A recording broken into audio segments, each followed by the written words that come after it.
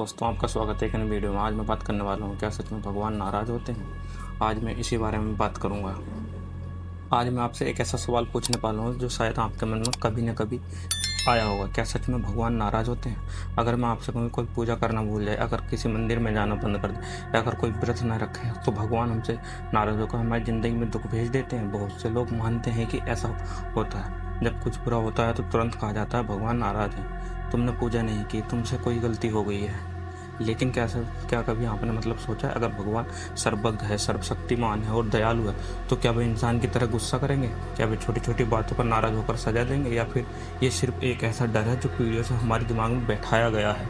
आज हम इसी सवाल को तार्किकों गहराई से विश्लेषण करेंगे और वीडियो के अंत तक शायद आपकी सोच हमेशा के लिए बदल जाएगी। ठीक है, पार्ट 1 में हम बात करेंगे डर की शुरुआत कहाँ से होती है। ठीक है, कल्पना कीजिए 1000 साल पहले का समय, न विज्ञान था, न मौसम की जानकारी, न बिजली, न आधुनिक चिकित्सा। अचानक से आसमान में बिजली चमकती थी, तूफान आता था, भयंकर भूकंप आते थे, लोग डर जाते थे, उन्हें समझ नहीं आता था आखिर ये सब हो क्या रहा। ठीक है, और अब इंसान को किसी चीज़ को समझ नहीं पाता तो उसके लिए वह कहानी बना लेता था। लोगों ने सोचा कि शायद कोई अदृश्य शक्ति है, शायद कोई देवता है नाराज़ हो गया, और धीरे धीरे हर प्राकृतिक घटना को देवता के गुस्से से जोड़ दिया गया। बारिश नहीं हुई, देवता नाराज़ हो गए, फसल खराब हुई, देवता नाराज़ हो गए, बीमारी फैल गई, देवता नाराज़ हो गए। यहीं से शुरू होता है डर का खेल। ठीक है, तो हम पार्ट 2 में समझेंगे क्या भगवान इंसानों जैसे होते हैं। एक बात सोचिए, गुस्सा के साथ है इंसान को, ठीक है, क्योंकि इंसान की भावनाएं सीमित है, एक लिमिट में है। इंसान अहंकार रखता है, इंसान अपमान महसूस करता है। लेकिन अगर भगवान सर्वश्रेष्ठ है तो क्या उनसे भी इंसानों जैसी कमियां होंगी? मान लो एक छोटा सा बच्चा है, अगर वह अपने माँ बाप को सुबह के टाइम नमस्ते करना भूल जाता है, तो क्या एक अच्छा पिता उसको नफरत करेगा, उसको डांटेगा, क्या वह उसे सजा देगा? ऐसा बिल्कुल नहीं। ठीक है, तो फिर हमें क्या इतनी छोटी छोटी बातों के लिए भगवान हमें नाराज हो जाएंगे? क्या एक सर्वशक्तिमान जो सत्ता है वो ऐसे करेगी? तो पार्ट 3 में जानेंगे अंधविश्वास का बिजनेस मॉडल। अब एक महत्वपूर्ण बात, डर सबसे बड़ा व्यापार। जब इंसान डरता है तो वह आसानी से नियंत्रित किया जा सकता है। उससे कहा गया, अगर ये पूजा नहीं की तो नुकसान होगा, अगर ये उपाय नहीं किया तो ग्रह नाराज हो जाएंगे, अगर ये चढ़ावा नहीं चढ़ाया तो भगवान नाराज हो जाएंगे। और यहीं से शुरू होता है डर का बाजार।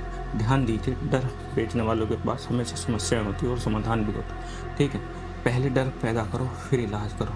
यही तरीका है दुनिया के कई क्षेत्रों में इस्तेमाल किया जाता है। ठीक है, पार्ट 4 में हम जानेंगे सहयोग चमत्कार समझने की गलती। ठीक है, सहयोग, मान लीजिए आपने एक दिन पूजा नहीं की, उस दिन आपका मोबाइल टूट गया, क्या आप सोचेंगे भगवान नाराज हो गया है?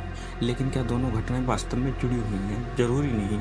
इसे मनोविज्ञान में कन्फर्मेशन बायस कहा जाता है। ठीक है, हम वही चीज़ें याद रखते हैं जो हमारे विश्वास को मजबूत करती हैं। ठीक है, और हम जैसे 1000 बार पूजा करके भी समस्याएं आती हैं और हमें याद नहीं रहती, लेकिन बार बार पूजा छोड़ी आई, समस्या आई, वह हमेशा हमें याद रहती है।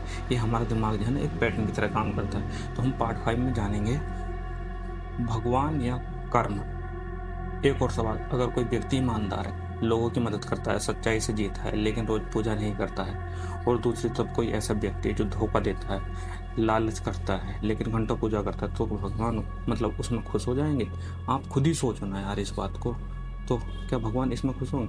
अगर भगवान न्याय पर है तो वे कर्म देखेगा या रस्में देखेगा? ज़्यादा धार्मिक शिक्षाएं भी यही कहती है कि अच्छे कर्म सबसे महत्वपूर्ण होते हैं, सिर्फ दिखावे की पूजा नहीं होती है। ठीक है, तो हम पार्ट 6 में जानेंगे कि डर से नहीं समझ से जीना है। ठीक है, डर से नहीं समझ से जीना। बहुत से लोग पूरी ज़िंदगी में डर में जीते हैं। उन्हें लगता है अगर ये मंत्र नहीं पढ़ा तो कुछ बुरा हो जाएगा, अगर ये व्रत नहीं रखा तो भगवान नाराज हो जाएंगे। लेकिन मेरा सवाल ये है, क्या भगवान चाहते हैं कि हम डर में जिएं, या फिर समझदारी और प्रेम से? सच्ची आस्था डर नहीं पैदा करती है, सच्ची आस्था आत्मविश्वास, कॉन्फिडेंस देती है। इंसान को डर जो है ना इंसान को कमज़ोर बनाता है, ज्ञान इंसान को यानी कि जो नॉलेज होती है वो उसको मजबूत बनाता है। ठीक है, ये चीज़ आप हमेशा याद रखना। तो दोस्तों, आज हमने देखा कि सच में भगवान नाराज़ होते हैं, या फिर वो एक ऐसा डर है जो हम नहीं जाने कितने वर्षों से इस समाज में चलता आ रहा है। ठीक है, और आगे लगता है जिस हिसाब से समाज है चलता ही रहेगा। तो इस वीडियो का उद्देश्य किसी की आस्था को चोट पहुंचाना नहीं है, बल्कि सवाल पूछना है, सोचना है, समझना है, क्योंकि हर मजबूत व्यक्ति विश्वास की सवालों की कसौटी पर परखा जा सकता है। ठीक है, अब मैं आपसे पूछना चाहता हूँ, क्या आपको लगता है कि भगवान इंसानों की तरह नाराज होते हैं? या भगवान प्रेम, करुणा और न्याय का प्रतीक होते, तो अपनी राय भी कमेंट में लिखिए, ठीक है। और अगर आपको वीडियो पसंद आए तो वीडियो को लाइक कर लो, चैनल को सब्सक्राइब कर लो, क्योंकि हम रेशनल यूनिवर्स पर इसी तरह की बात करते हैं और जितने भी पाखंड हैं हम उनको मतलब एक साइंटिफिक थॉट के माध्यम से समझते हैं, ठीक है। इस वीडियो में इतना ही और मिलते हैं नेक्स्ट वीडियो में एक और अंधविश्वास के साथ।